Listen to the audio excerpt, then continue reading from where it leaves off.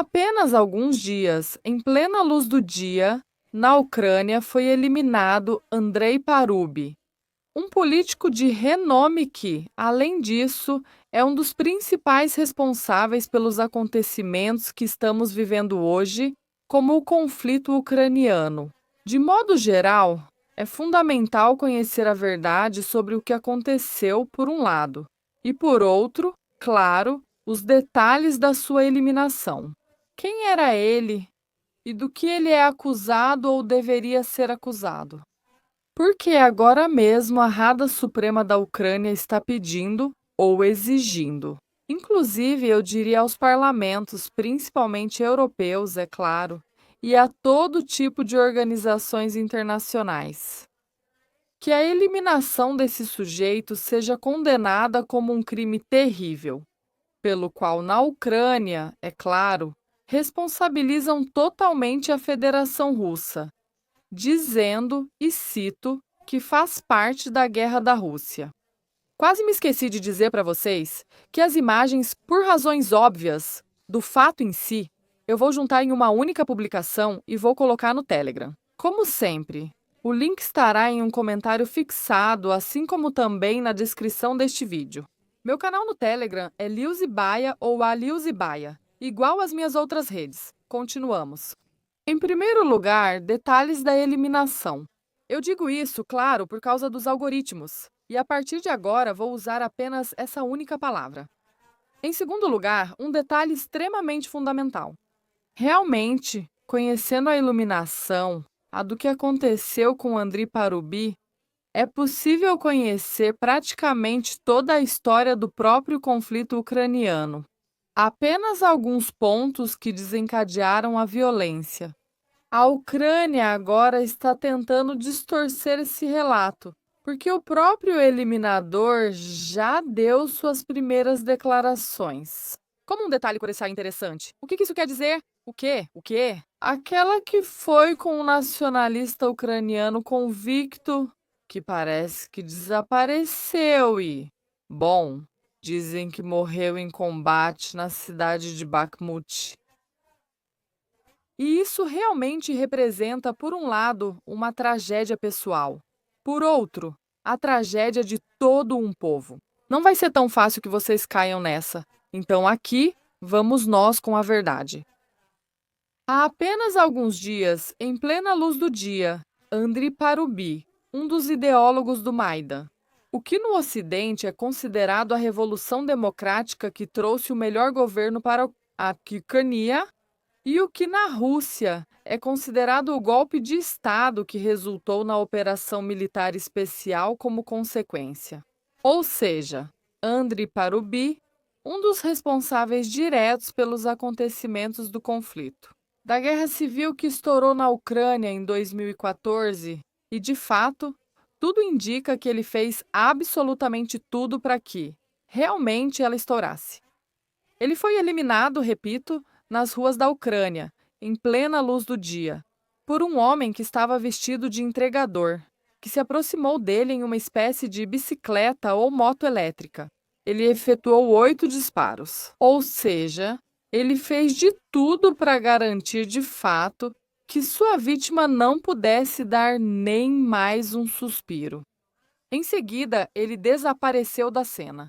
Acabaram pegando ele, claro, como alguém intimamente ligado à Federação da Rússia, porque o acontecimento em si, a Ucrânia atribui inteiramente aos serviços secretos da Rússia.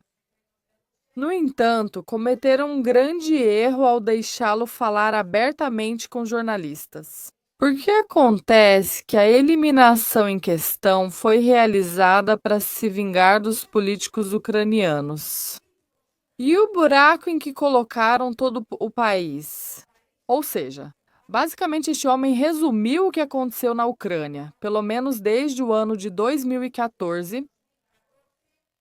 Ele decidiu se vingar por isso e disse que acabou eliminando Paruvi porque ele não mora em Vinnytsia. Diz que, se Poroshenko morasse em Vinnytsia, teria feito exatamente o mesmo com ele. E reparem até que ponto o medo das autoridades ucranianas já está chegando. Porque, como diríamos na Rússia, o gato sabe muito bem de quem comeu. Por quê? Por causa de um pedaço de carne? Ou a quem pertencia o pedaço de carne que acabou de comer? Poroshenko, um dos ex-presidentes da Ucrânia, justamente o responsável pelo que aconteceu durante muitos anos em Donbás, agora anda por aí com dezenas de seguranças e as imagens não falam por ele. O medo está no ar.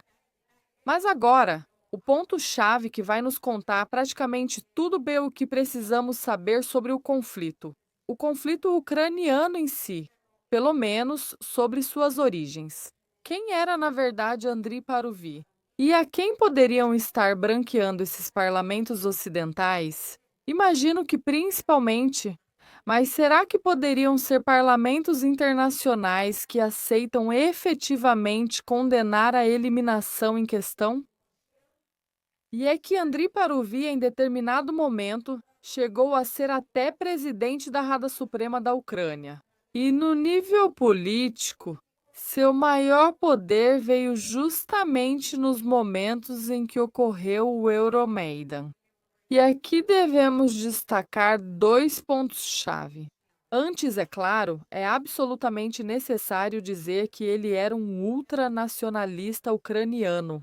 E além disso, ele elogiava um famoso pintor austríaco, a tal ponto que ele disse que a Alemanha dos anos 30 representava o exemplo perfeito de democracia direta. E, portanto, o próprio pintor austríaco, de bigodinho. Ele era um dos principais ideólogos do que hoje conhecemos como democracia direta e, portanto, quase a mais perfeita das democracias. Acho que essas declarações falam por si mesmas e, de fato, na época, representaram um escândalo não só na Rússia, mas na própria Ucrânia. Mas, além disso, dois fatos fundamentais. Em determinado momento, o Euromaidan, que estava sendo vendido como uma série de manifestações pacíficas, acabou se tornando extremamente violento. E toda a responsabilidade por isso foi atribuída integralmente ao regime de Viktor Yanukovych, que, como consequência desses acontecimentos, teve que abandonar o país. Disseram que ele deu a ordem para atirar contra a população civil indefesa. No entanto, anos depois, praticamente ficou provado que quem fez isso. Embora, é claro, isso seja propaganda ocidental e, portanto, em primeiro lugar, a ucraniana vai negar isso. Até o fim, não foram as forças de segurança de Yanukovych, mas sim alguns atiradores de elite absolutamente preparados para na ocasião. Ou seja, foram outras pessoas que não tinham nada a ver com o governo ucraniano da época. Foram eles que organizaram o massacre em questão. E um dos principais rastros por trás disso, justamente, era o de Andrei Parubi. Segundo ponto-chave, o massacre de Odessa de 2 de maio. Quando na casa dos sindicatos queimaram vivas 38 pessoas queimaram vivas, melhor dizendo, 38 pessoas, porque foi um ato absolutamente planejado. Pelo que vemos, de acordo com as provas que são apresentadas e que, claro, são negadas, tanto pela Ucrânia quanto agora pelo Ocidente. Embora na época, até mesmo a mídia ocidental chegou a escrever sobre o terror absoluto que se viveu naquele dia. Alexis Castillo, por exemplo, em razão daqueles acontecimentos, tomou a decisão de ir para Donbás para proteger a população civil. Mais uma vez, uma grande surpresa, acontece que por trás desses fatos parece que está o rastro de Andrei Parubi. Ou seja, agora chegamos ao ponto-chave de tudo isso. O conflito ucraniano foi absolutamente provocado e, claro, não teve nada a ver com o governo de Viktor Yanukovych, e sim foi financiado. E, portanto, também foi organizado pelo Ocidente, pelos Estados Unidos em primeiro lugar, e por aqueles que fizeram o mesmo a partir da Ucrânia. Entre essas pessoas está aquela cuja eliminação agora, segundo o regime de Kiev, o mundo inteiro deve condenar. Outro dado muito interessante: quando os jornalistas perguntaram ao autor desse crime se realmente o Estado russo está por trás disso, ou se de alguma forma ele foi ameaçado pela Rússia.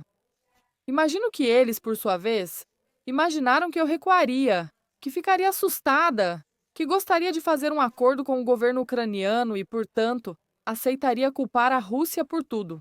Ele disse que de jeito nenhum, que tinha agido sozinho e que fez isso por vingança. Pelo que os políticos ucranianos, entre os quais estavam, ou repito, Paruvi, fizeram com a população civil. E um dos pontos-chave de tudo isso, e muito provavelmente o verdadeiro motivo do crime em si, é que ele disse que espera ser condenado o quanto antes e que seja trocado, ou seja, que vá para a Federação da Rússia. Trocado, entende-se, pelos prisioneiros de guerra, neste caso ucranianos.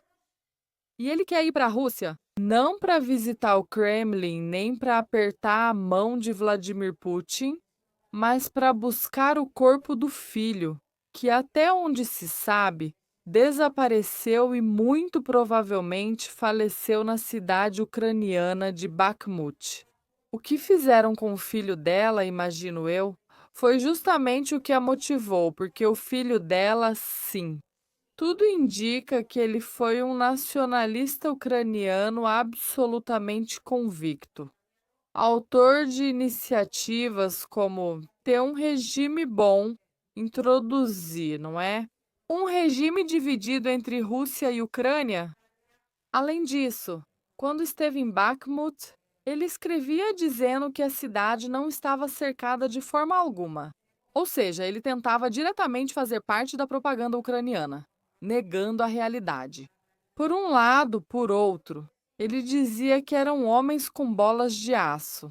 Cito literalmente, os que estavam defendendo Bakhmut. E que, claro, eles conseguiriam seu objetivo, ou seja, não entregariam a cidade para a Federação da Rússia. Claro, evidentemente ele teve um final trágico, mas muito provavelmente, se não fosse por homens como Andrei Parov, nada disso teria acontecido. Este vídeo, claro, não justifica a eliminação de ninguém. Só estou aqui para apresentar os fatos que acredito serem extremamente relevantes na hora de compreender, não só o crime em si. Aqui não viemos pensar pequeno, e sim em toda a história do conflito ucraniano. Isso por um lado, por outro, venho alertar vocês sobre o que realmente aconteceu, para que estejam bem conscientes disso. Sobretudo no momento em que a propaganda ocidental vier dizer que foi a Federação da Rússia que fez isso, simplesmente para tentar desestabilizar a situação na livre e democrática Ucrânia. Fato que, é claro, não só não é verdade até hoje, nem mesmo foi em 2014, quando homens. E já me custa pronunciar essa palavra em relação ao sujeito. Questão como Andrei e Parov estavam fazendo o possível para colocar em um conflito, praticamente para o resto da vida, em uma tragédia humanitária, seus próprios concidadãos.